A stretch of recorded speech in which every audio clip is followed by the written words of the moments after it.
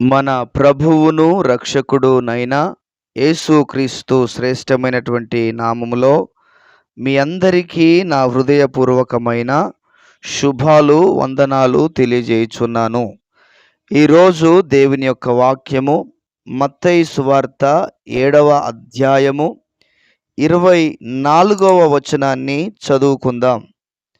కాబట్టి ఈ నా మాటలు విని వాటి చొప్పున చేయు ప్రతివాడును బండ మీద తన ఇల్లు కట్టుకొనిన బుద్ధిమంతుని పోలియుండును. మరొకసారి చదువుకుందాం. మత్తయి సువార్త 7వ అధ్యాయం 24వ వచనము. కాబట్టి ఈ నా మాటలు విని వాటి చొప్పున చేయు ప్రతివాడును బండ మీద తన ఇల్లు కట్టుకొనిన బుద్ధిమంతుని పోలియుండును. దేవునికి మహిమ కలుగునుగాక. క్రీస్తునందు నా ప్రియమైనటువంటి దేవుని ప్రియులారా, దేవుని బిడ్డలారా, మీ అందరికీ నా హృదయపూర్వకమైనటువంటి శుభాలు వందనాలు తెలియజేస్తున్నాను. ఈ యొక్క వీడియోని అనేకులకు షేర్ చేయండి. మీ బంధువులు కానీ, రక్త సంబంధికులు కానీ, తెలిసిన వారు, ఆత్మీయులు అందరికీ మీరు షేర్ చేయవలసిందిగా మనవి చేస్తున్నాను. తద్వారా వారు కూడా దేవుని వాక్యాన్ని విని బలపరచబడతారని నేను మీకు తెలియజేయుచున్నాను. ప్రియులరా, చదవబడిన దేవుని మాటలను మనం జ్ఞాపకం చేసుకుందాం. ప్రభు అయిన యేసుక్రీస్తు అంటున్నాడు, నా మాటలు విని వాటి చొప్పున చేయువాడు బండ మీద తన ఇంటిని కట్టుకొనిన వాణ్ణి పోలియుండును అని చెప్తా ఉన్నాడు. ప్రియులరా, ఈ రోజున ప్రజలు అనేక మంది దైవ సేవకులు చెప్పిందే కరెక్టు అని వాళ్ళ యొక్క మాటలకు, వాళ్ళ యొక్క ప్రసంగాలకు ఆకర్షితులవుతున్నారు. కానీ దానిలో ఉన్నటువంటి వాక్యానుసారమైనటువంటి బోధ ఎంత ఉంది, వాక్యానుసారము కాని బోధ ఎంత ఉన్నది అనేటువంటి విషయము మనకు తెలిసి ఉండవలసి ఉన్నది. దేవునికి మహిమ కలుగునుగాక. గుడ్డెద్దు చేల్లో పడ్డట్టుగా కాదు, కానీ దేవుని వాక్యము కరెక్ట్గా ఉందా, దేవుని వాక్యములో చెప్పింది ఒక్కటేగా ఉందా లేదా అనేటువంటి విషయాన్ని గమనించవలసిన అవసరత ఎంతైనా ఉన్నది అన్న సంగతిని నేను మీకు జ్ఞాపకం చేస్తా ఉన్నాను.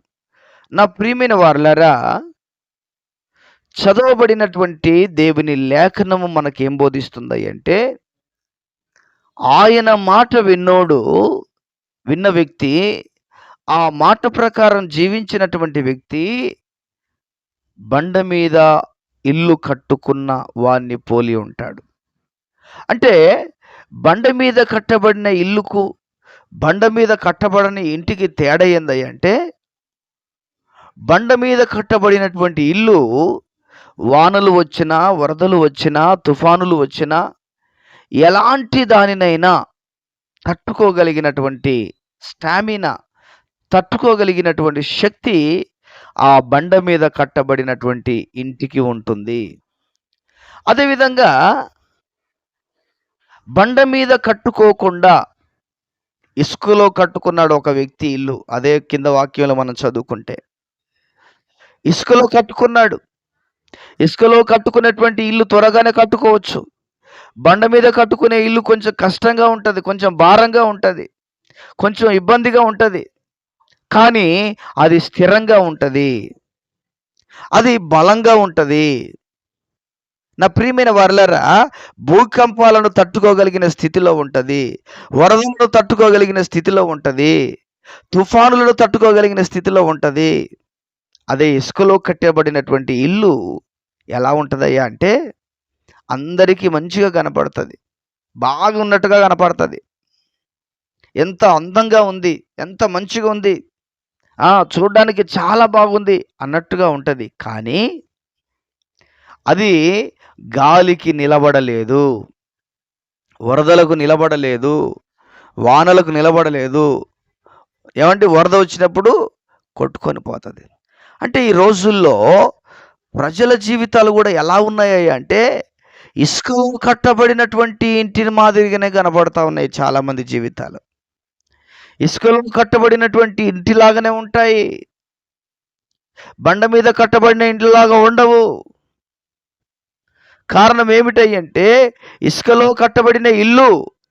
కట్టబడినటువంటి ఇల్లు అది కూలిపోతుంది, అది నిలబడదు. ప్రియమైన దేవుని బిడ్డలారా, ఈ రోజున అనేకుల జీవితాలు ఎలా కట్టబడుతున్నాయి అంటే వాక్యం మీద కట్టబడకుండా అద్భుతాల మీద కట్టబడుతున్నారు, ప్రవచనాల మీద కట్టబడతా ఉన్నారు. ఏమండి, దైవ సేవకుల మీద కట్టబడుతున్నారు కొంతమంది. అంటే వాళ్ళను చూసి కట్టబడతా ఉన్నారు. కాదు కాదు ప్రియులరా, దేవుని వాక్యము మీద మనం కట్టబడవలసిన అవసరత ఎంతైనా ఉన్నది అన్న సంగతి జ్ఞాపకం చేస్తున్నాను. దైవ సేవకులు ఈరోజు ఉంటారు, తర్వాత ఉండరు. అంటే వారున్నంత వరకే మన విశ్వాసమా? కాదు కాదు కాదు. వాక్యము ఉన్నంత వరకు, మన కంఠములో ప్రాణం ఉన్నంత వరకు మన విశ్వాసములో మనం కొనసాగాలి, మన విశ్వాసములో మనం సాగిపోవాలి. ఈరోజు ఆ బోర్డును ఈ బోర్డును చూసి ఇదైపోతున్న వారు ఉన్నారు. దాని వలన ప్రయోజనం లేదు, దాని వలన ఉపయోగం లేదు. కనుక మనం వాక్యము మీద మన జీవితాలను మనం కట్టుకోవాలి, వాక్యం మీద మనం నిలబడాలి. వాక్యమే మనకు ఆధారము, వాక్యమే మనకు పట్టు. దైవ సేవకులు ఎంతమంది వాక్యాలు చెప్పినప్పటికీ ఆ వాక్యాలు బైబిల్లో ఉన్నటువంటి వాక్యానుసారంగా ఉన్నాయా లేవా అనేది చూసుకోవాలి. అదేవిధంగా మనం బైబిల్లో ఉన్నటువంటి వాక్యాన్ని మనం ప్రామాణికంగా తీసుకోవాలి. అంతేగాని ఆ అయ్యగారు చెప్పిండని, ఈ అమ్మగారు చెప్పిందని అది ప్రామాణికం కాదు. నా అనుకూలత కొరకు నేను ఏదైనా చెప్తాను, కానీ నీవు మాత్రము దేవుని వాక్యమును ఉన్నదా లేదా అని చూసుకొని నడవాల్సిన బాధ్యత, అవసరత నీకున్నది. దేవుడి ఇట్టి మాటలు మన వినికిడిలో దీవించునుగాక. Amen amen. ప్రార్థన.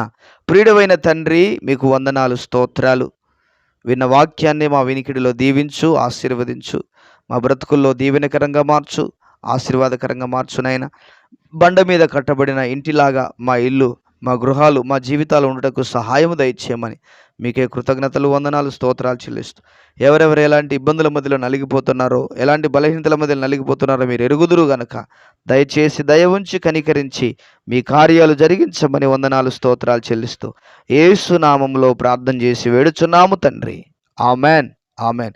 దేవుడు దీవించునుగాక. ఆమెన్.